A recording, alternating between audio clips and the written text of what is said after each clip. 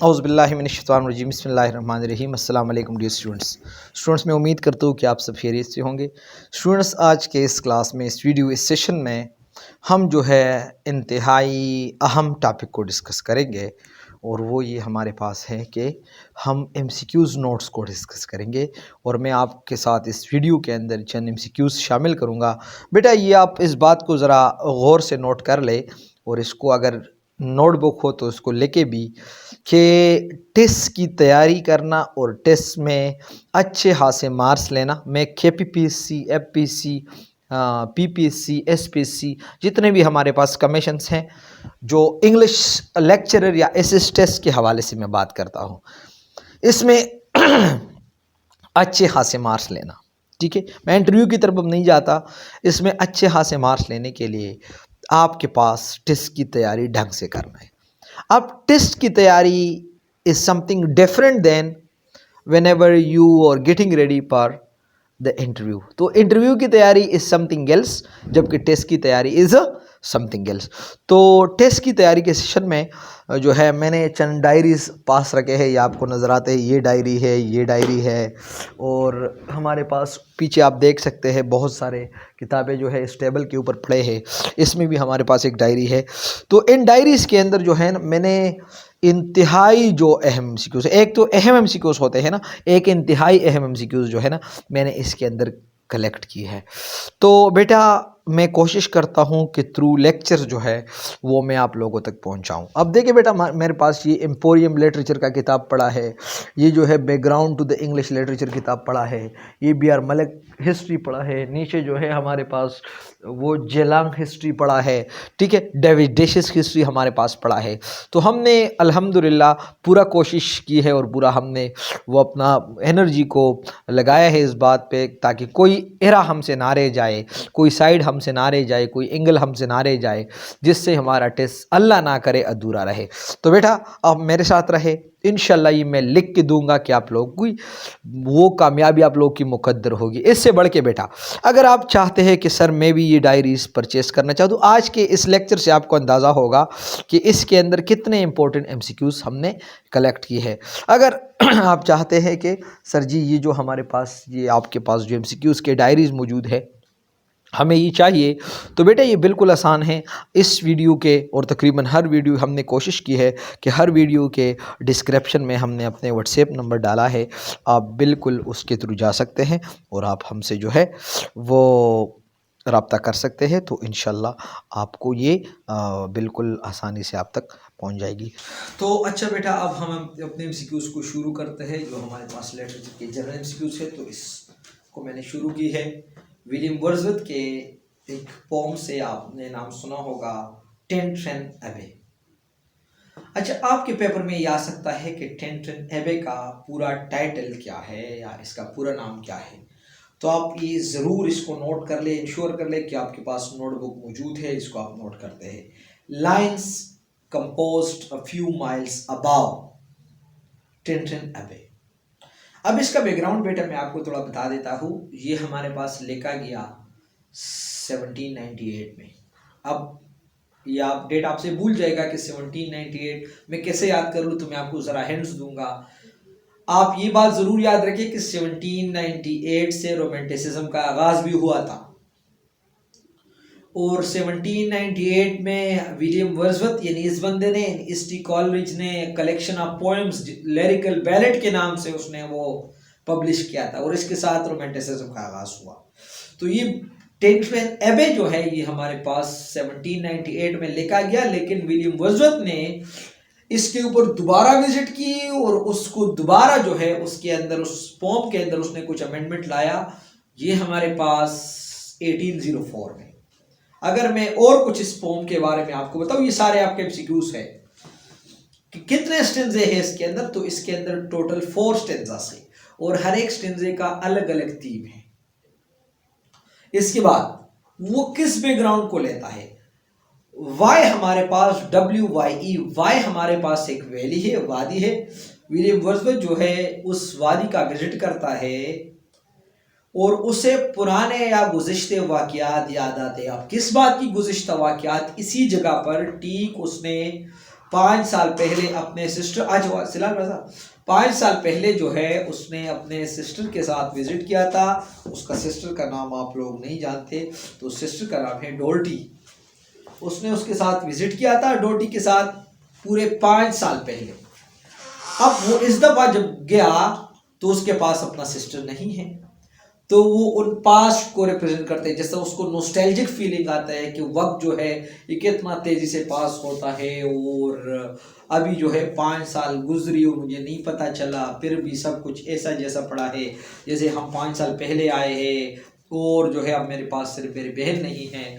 तो जो है उसने अपने सिस्टर की गैर मौजूदगी में उसने मोनोलॉग फॉर्म में, क्योंकि दूसरा बात पर्सन तो उसके पास नहीं है, मोनोलॉग फॉर्म में वो सारी बातें खुद से डिस्कस करती है। और ये भी आप जहन में याद रखिएगा कि इस हर एक स्टेंजे का हमारे पास अलग अलग थीम है, और इस पूरे पोएम के जो हमारे पास जनरल थीम्स है तो वो हमारे पास है द पैसेज ऑफ टाइम, के वक्त पे तो बंदा बिल्कुल नहीं।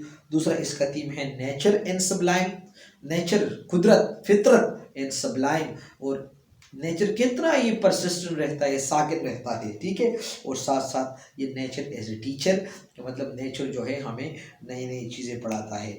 अगर इसके ऊपर हम होल बात कर लें कि इसके अंदर, तो ये उसने एक लिरिकल और इंट्रोस्पेक्टिव पोएम है। इंट्रोस्पेक्शन गुज़िश्ते वाक़यात के ऊपर सोचना एक लिरिकल पोएम है, और ये एक्सप्लोर करता है नेचुरल ब्यूटी और इसका इंड्यूरिंग ब्यूटी, कि मतलब इसको तो बिल्कुल जवाल नहीं आना, नेचर की ऐसी ब्यूटी है कि इसको जवाल नहीं आना। अच्छा बेटा, इससे बढ़ के आप लोगों से मैं एक सवाल पूछता हूँ, आप लोग इंपीरियलिज्म जानते हैं? इंपीरियलिज्म, आप लोगों ने ब्रिटिश इंपीरियलिज्म का नाम सुना है? बेटा इंपीरियलिज्म इसको कहते हैं जब एक कंट्री बहुत सारे कंट्रीज को कंट्रोल करे। जैसे कि ब्रिटिश जो है वो बहुत सारे कंट्रीज को कंट्रोल करता था। आप लोगों ने सुना होगा कि ब्रिटिश ने 75 कॉलोनीज बनाए थे, ठीक है बेटा। आप लोगों ने ये ज़रूर सुना होगा कि ब्रिटिश इंपीरियलिज्म। अच्छा बेटा, इससे बढ़ के इसके बाद अगर हम बात कर लें तो आप लोग एपेपिनी जानते हैं कि एपेपिनी किसे कहते हैं? एक टर्म्स है, फिगरेटिव लैंग्वेज है, फिगर ऑफ स्पीच है। तो अगर नहीं जानते तो एपेपिनी इस आइडिया को कहते हैं जो आपके जहन में आ जाता है कि कोई डिवाइन ताकत या कोई पावर या कोई खुदा मौजूद है।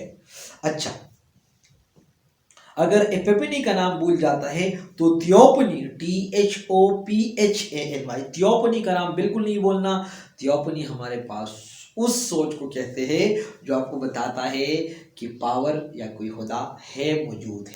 इससे बाद जो है बेटा, आपसे मैं एक सवाल पूछता हूँ कि एक ऐसा नावल जिसके अंदर एक कैरेक्टर जो है वो मैच्योरिटी की तरफ जाता है, एक ऐसा नावल जिसमें एक आर्टिस्ट जो है या कैरेक्टर जो है वो मैच्योरिटी की तरफ जाता है, ठीक है ना।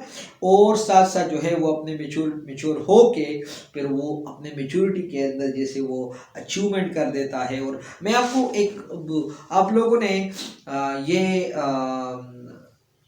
शाहरुख खान की एक मूवी, अभी मैं नाम भूल जाता हूँ, जिधर जो है वो कुछ छोटा बच्चा होता है, कुछ शराब वगैरह बेचता है, तो अभी मैं उसका वो नाम मैं भूल जाता हूँ कि उसका क्या नाम है। मतलब ऐसे बहुत सारे आजकल मूवीज है जिसमें हीरो जो है वो बिल स्कूल का बच्चा होता है, फिर उठ जाता है, फिर तो याद रखेंगे बेटा, इस तरह के नावल को हम कहते हैं कॉन्स्टेरलोमैन, कंस्टेरलोमैन नावल इसको हम कहते हैं। या व्हाट इज कंस्टेरलोमैन? तो कंस्टेरलोमैन हमारे पास एक ऐसे नावल को कहते हैं जिसमें एक राइटर जो है वो क्या होता है, सॉरी एक कैरेक्टर जो है वो मेच्योरिटी की तरफ जाता है। अच्छा बेटा, आप लोगों से एक सवाल पूछा जा सकता है कि हमारे पास कौन से ऐसे नावलिस्ट है जिसने नोबेल प्राइज़ से इनकार की या नोबेल प्राइज़ लेने से उसको डिक्लाइन की? तो बेटा आपको कुछ ऑप्शन दी गई है, तो आपने ज़रूर इसमें देखना है कि इसमें पेस्टरनेक है, PASTER, पेस्टरनेक NAK। अगर पेस्टरनेक इसमें मौजूद हो तो पेस्टरनेक हमारे पास एक ऐसा राइटर है जिसने नोबेल प्राइज़ लेने से इनकार किया। हाँ, एक दूसरा नावलिस्ट भी है जिसका नाम है जॉन पॉल सटायर। तो जॉन पॉल सटायर हमारे पास एक ऐसा नावलिस्ट है, एक ऐसा राइटर है जिसने भी नोबेल प्राइज़ से वो डिक्लाइन किया कि मैं नहीं लेता नोबेल प्राइज़, लेकिन फिर जो है 1964 में फिर उसको नोबेल प्राइज़ मिला। अच्छा याद रखिएगा बेटा, एक एमसीक्यूज आ सकता है कि what is a rhyming club, या राइमिंग क्लब जो है ये कब, राइमर्स क्लब कब जो है ये फाउंड किया गया या कब पैदा हुआ। तो याद रखिएगा, राइमर्स क्लब जो है ये 19th सेंचुरी में पैदा हुआ। In group of young poets who wrote on prostitute on music hall dancers are called Rymer club. बेटा राइमर क्लब हमारे पास उस क्लब को कहते हैं, 19th सेंचुरी में ये पैदा हुआ। ये क्लब फाउंड की गई कि ग्रुप ऑफ आर्टिस्ट थे जो प्रोस्टिट्यूशन के ऊपर लिखते थे और जो डांसर्स के ऊपर वो लिखते थे। वो ग्रुप जो प्रोस्टिट्यूशंस एंड म्यूजिक या जो हमारे पास हॉल डांसर होते हैं उसके ऊपर जो लोग लिखते हैं, तो वो हमारे पास है राइमर क्लब, और जो 19th सेंचुरी में पैदा हुआ। अब जब बेटा जीबी शॉ, आप लोगों को इसके बारे में बताऊं, ये 94 एज में उसका डेथ हुआ। जॉर्ज बर्नार्ड शॉ का डेथ जो है 94 साल में हुआ। उसने 60 प्लेस लिखी और उसका बुक एक ज़बरदस्त लाइन है जो मुझे बहुत बहुत ज़्यादा मुझे पसंद है। अगर आपको मैं बताऊं, आर्ट फॉर आर्ट सेक, आपको वो तकरीबन विक्टोरियन और 19th सेंचुरी में ये बड़ा जो है बड़ा वो आगे की तरफ जाता था कि आर्ट फॉर आर्ट सेक, मतलब आर्ट को सिर्फ आर्ट सेक के लिए लिखे। असल में ये रोमांटिक में ये नारा बहुत ज़्यादा ऊंचा इसलिए हुआ कि इससे पहले क्लासिक थे ना, तो क्लासिक जो है ये हीरोज़ के लिए लिखते थे और पता नहीं कुछ किसके लिए लिखते थे, कुछ किसके लिए लिखते थे, मतलब अपने शाहों और बादशाहों के लिए वो लिखते थे। फिर रोमांटिक्स आ गए तो वो हर एक इंडिविजुअल खुद के लिए लिखता था। इसके बाद जो विक्टोरियन हमारे पास, उन्होंने कहा नहीं, आर्ट सिर्फ आर्ट सेक के लिए लिखना है। अब जी बिशा कहते हैं कि आर्ट फॉर आर्ट सेक नहीं, मैं एक सेंटेंस भी नहीं लिखूंगा, मैंने सिर्फ लिखना है पैसे लेने के लिए। और ये बड़ा ग्रेट राइटर है, उसने जो है ये लाइन है, for art sake alone I would not pace a toil of writing a single sentence. तो मैं एक जुमला भी नहीं लिखूंगा आर्ट फॉर आर्ट सेक के लिए। अच्छा याद रखिएगा बेटा, इलियट्स टीस इलियट की बात है, 4 क्वार्टर्स टाइटल, उसके जो 4 क्वार्टर्स है उसके हर एक क्वार्टर का एक एक टाइटल है। तो ये आपका बहुत ज़बरदस्त एमसीक्यूज है। पहले जो क्वार्टर है इसका नाम है बर्नेट नॉर्सन, सेकंड क्वार्टर का नाम है ईस्ट कॉकर, और थर्ड क्वार्टर का नाम है द ड्रे सेवेजेस, और फोर्थ क्वार्टर का नाम है लिटिल गिडलिंग। बेटा ये हमारे पास इलियड के जो 4 क्वार्टरन एक पोएम है, इस हर एक क्वार्टरन का अलग अलग टाइल है, तो वो मैं आपके सामने मैंने अर्ज की। अच्छा याद रखिएगा बेटा, ये हमारे पास एक अर्नेस्ट हेमिंग्वे, तो आप लोग जानते हो ना, ये आपका एमसीक्यूज हो सकता है कि एक ऐसा वाहिद प्ले जो अर्नेस्ट हेमिंग्वे ने लिखी, तो जो वाहिद प्ले है अर्नेस्ट हेमिंग्वे ने लिखी, तो उसका नाम है the fifth column. The fifth column हमारे पास एक ऐसा प्ले है जो अर्नेस्ट हेमिंग्वे ने लिखी, क्योंकि अर्नेस्ट हेमिंग्वे तो हमारे पास नॉवलिस्ट है ना, the old man and the sea आप देख सकते हैं, तो या उसके बहुत सारे ऐसे और नावल, तो वो हाथ थे नॉवलिस्ट, और उसके द फिफ्थ कॉलम जो है ये उसका वाहिद प्ले है। अच्छा आप लोगों ने सुना होगा कि 1984 हमारे पास एक नावल है जॉर्ज ऑरवेल ने लिखी है 1984।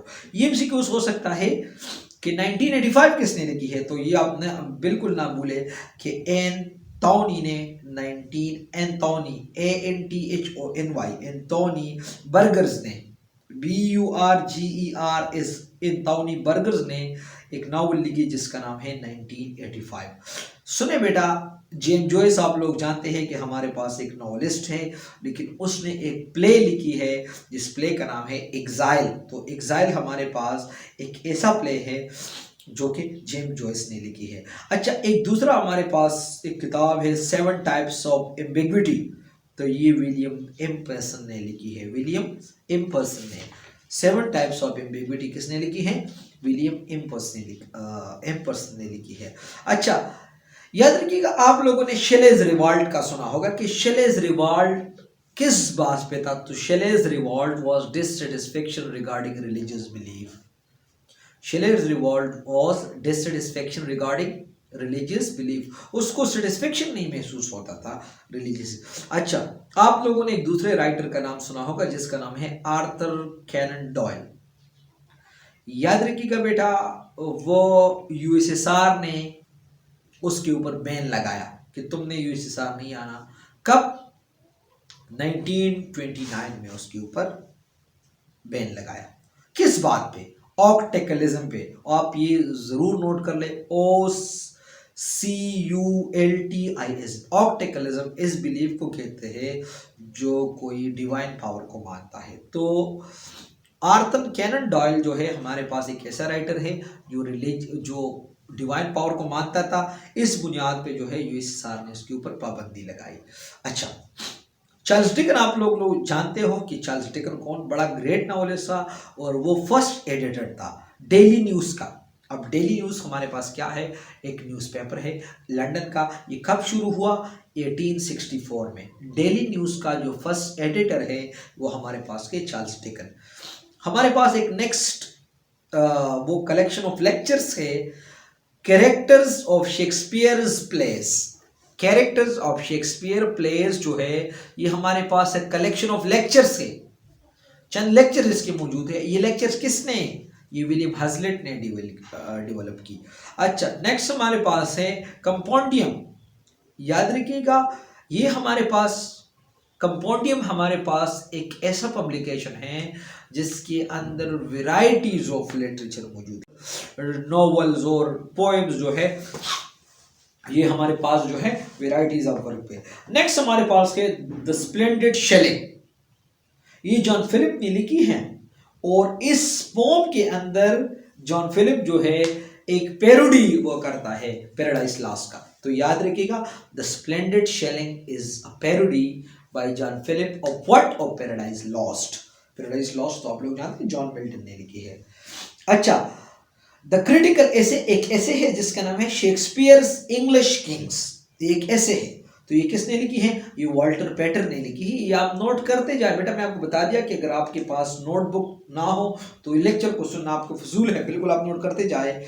शेक्सपियर्स इंग्लिश किंग ये क्रिटिकल ऐसे है, किसने लिखी? वॉल्टर पैटर ने लिखी है। और जो उसका लेक्चर्स मैं आपको बता दिया कि कैरेक्टर्स ऑफ शेक्सपियर प्लेयर्स है, सीरीज ऑफ लेक्चर है। तो बेटा विलियम हजलिट ने ये लिखी है, इसमें कहीं आप कंफ्यूज ना हो जाए।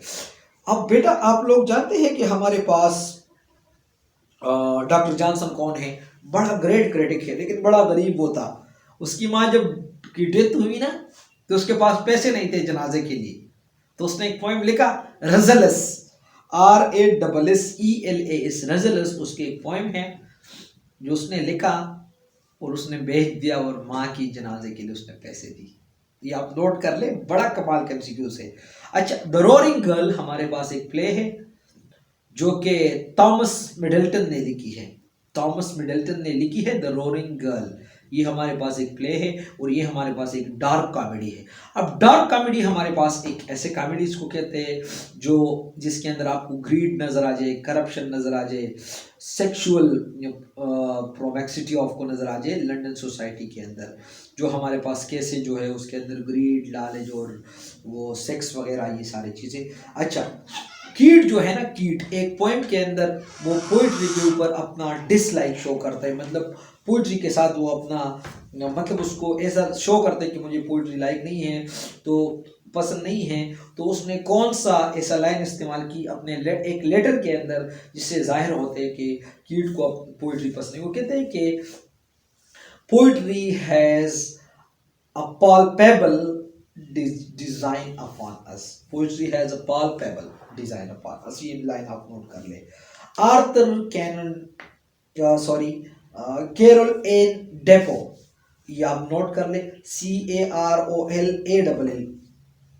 Carol and Defoe became poet laureate in 2009. G.B. Shaw wrote more than 60 plays। मैं बता दिया कि G.B. Shaw ने मोर देन, और G.B. Shaw जो है वो कब, उसके कितने एज में वो उसका डेथ हुआ? 94 एज में।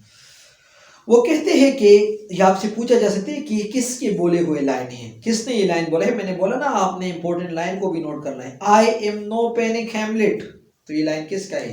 तो ये T.S. एलियट का लाइन है कि I am no panic Hamlet. अच्छा, याद रखिएगा बेटा, सर फिलिप सिडनी आप लोगों ने सुना होगा नाम। वो 32 साल की एज में वो उसको डेथ हुई और वो the battle of Zutphen the battle of ZUTPHEN, the battle of Zutphen में उसका वो मारा गया 32 साल की एज में। Is Walton road the biography of John done. ये आपका एमसीक्यूज हो सकता है कि जॉन डन का बायोग्राफी किसने लिखी है, तो Izaak IZAAC Izaak Walton WALTON wrote the biography of John Donne. अच्छा, फ्रांसिस बेकन आप लोग जानते हैं, उसने ऐसे की डेफिनेशन कुछ इस तरह की, receptacles for detach thought, receptacles for detach thoughts in depressed meditation.